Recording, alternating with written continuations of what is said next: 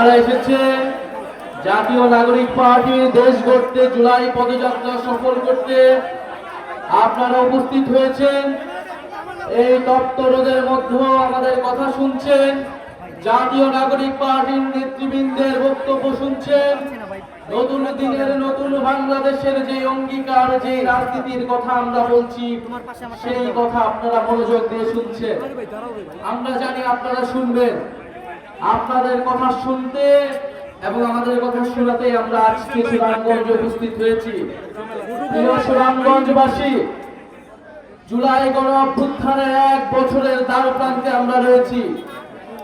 আজকে আমরা এখানে যারা দাঁড়িয়ে রয়েছি, আমাদের এখানে দাঁড়ানোর কথা ছিল না। আপনারা আমাদেরকে চিনতেন না, আমরা আপনাদের সামনে দাঁড়িয়ে কথা বলতাম না। কিন্তু ইতিহাস এবং সময় আমাদেরকে দাঁড় করিয়ে দিয়েছে আপনাদের সামনে। জুলাই গণ অভ্যুত্থানে যখন বিগত 16 বছরের চেপে বসা শেখ হাসিনার ফ্যাসিবাদ, গণহত্যা, খুন থেকে বিরোধী দলের নেতৃবৃন্দরা সেই লড়াইকে এগিয়ে নিয়ে যেতে পারছিল না, নির্যাতিত হয়ে যাচ্ছিল, তখন কোটা সংস্কার আন্দোলন থেকে এই ছাত্র তরুণরা এক দফার মাধ্যমে গণ অভ্যুত্থানে ফ্যাসিবাদ বিরোধী আন্দোলনে রূপ দিয়েছিল। ফলে আপনারা আমাদের উপর আস্থা রেখেছেন। আস্থা রেখে আপনারা 5ই আগস্ট ঢাকা শহরে গিয়েছিলেন মার্চ করতে।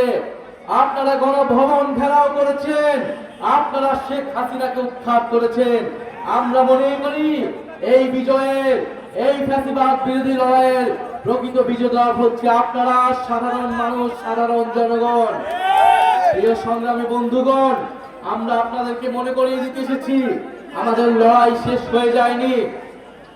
আমরা একটা নতুন বাংলাদেশ, নতুন বন্দোবস্ত প্রতিষ্ঠা না হওয়া পর্যন্ত, আমরা 5ই আগস্ট গণভবনে গিয়েছিলাম, আমরা যেই লক্ষ্যে মার্চ টু ঢাকা করেছিলাম, সেই লক্ষ্য অর্জিত না হওয়া পর্যন্ত আমাদের লড়াই চালিয়ে যেতে হবে। আমরা বিপ্লব এবং গণ অভ্যুত্থানের মধ্যে ফ্যাসিবাদকে উৎখাত করেছিলাম। আমরা এখন গণতান্ত্রিক ভাবে, নিয়মতান্ত্রিক ভাবে আমরা সংস্কারের মাধ্যমে নতুন বাংলাদেশ প্রতিষ্ঠা করতে চাই। প্রিয় সুনামগঞ্জবাসী, আপনারা দেখেছেন কিছুদিন আগে মাইলস্টোন কলেজে বিমান বিধ্বস্তের মর্মান্তিক ঘটনা ঘটেছে। আল্লাহ তাআলা এই পরিবারগুলোকে, যে সকল শিশু মারা গিয়েছে, তাদের শোক সন্তপ্ত পরিবারকে আল্লাহ ধৈর্য ধারণ করার তৌফিক দান করুন। আমরা বলতে চাই, এমন একটা দেশে আমরা আসলে বসবাস করি যেখানে বাসের ফিটনেস থাকে না। আমরা এমন একটা দেশে বসবাস করি যেখানে বিমানেরও ফিটনেস থাকে না। আমরা এমন একটা দেশে বসবাস করি যেখানে মানুষেরও ফিটনেস থাকে না, রাষ্ট্রেরও ফিটনেস থাকে না। শেখ হাসিনা একটা ফিটনেস বিহীন রাষ্ট্র আমাদের উপর চাপিয়ে দিয়ে গিয়েছে, এই প্রজন্মের উপর চাপিয়ে দিয়ে গিয়েছে। আমরা বলেছি এই প্রজন্ম, আমরা ভবিষ্যৎ প্রজন্মের জন্য একটা ফিটনেস বিহীন রাষ্ট্র দিয়ে যেতে পারি না। এটা আমাদের দায়িত্ব।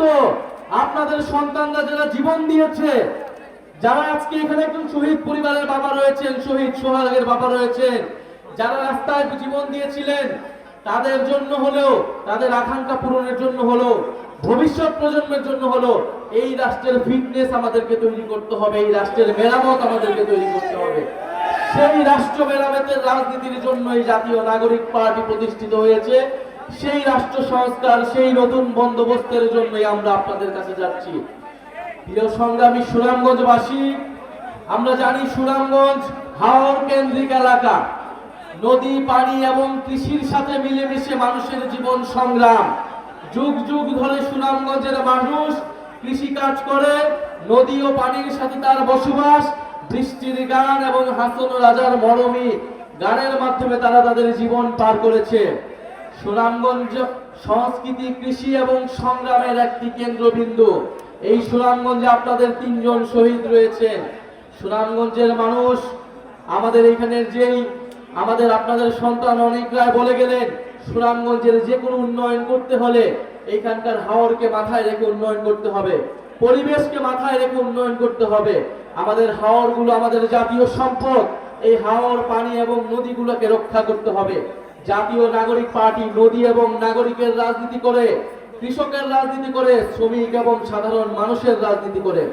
ইনশাআল্লাহ সুনামগঞ্জে হাওর, কৃষি এবং নদী ভিত্তিক যে কেন্দ্রীয় সুনামগঞ্জ, সেই সুনামগঞ্জকে আমরা নতুন করে গড়ে তুলব। বাংলাদেশের আর্থসামাজিক পরিস্থিতিতে মানুষের অর্থের যে বৈষম্য, রাষ্ট্রকে সেই বৈষম্য দূরীকরণের ভূমিকা পালন করতে হবে।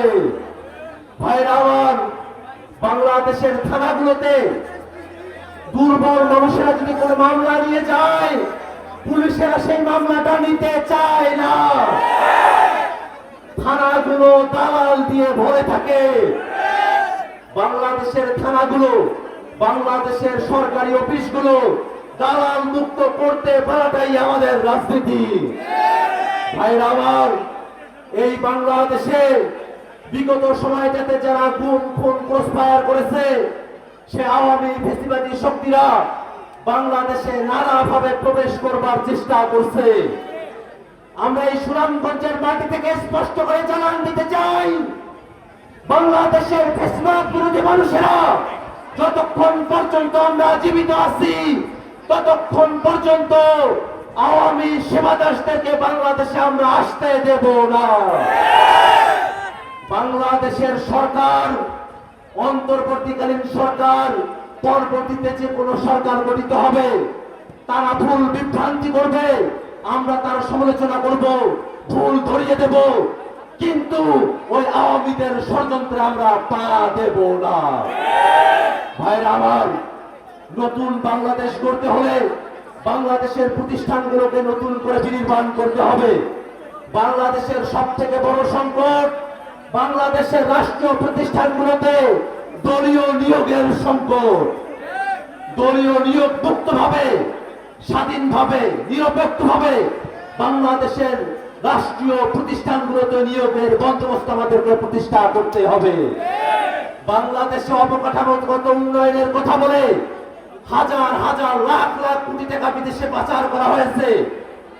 আমরা বাংলাদেশে এমন সিস্টেম দেখতে চাই, কোন চেয়ারম্যান, কোন মেম্বার, কোন প্রতিনিধি, সরকারের কোন কর্মচারী, তারা যদি ছোট্ট কোন উন্নয়ন প্রকল্প হাতে নেয়, সেই উন্নয়ন প্রকল্পে কত টাকা ইট, বালি, সিমেন্ট ব্যবহার করা হলো, তার পূর্ণাঙ্গ হিসাব বাংলাদেশের জনগণের কাছে উন্মোচন করতে হবে।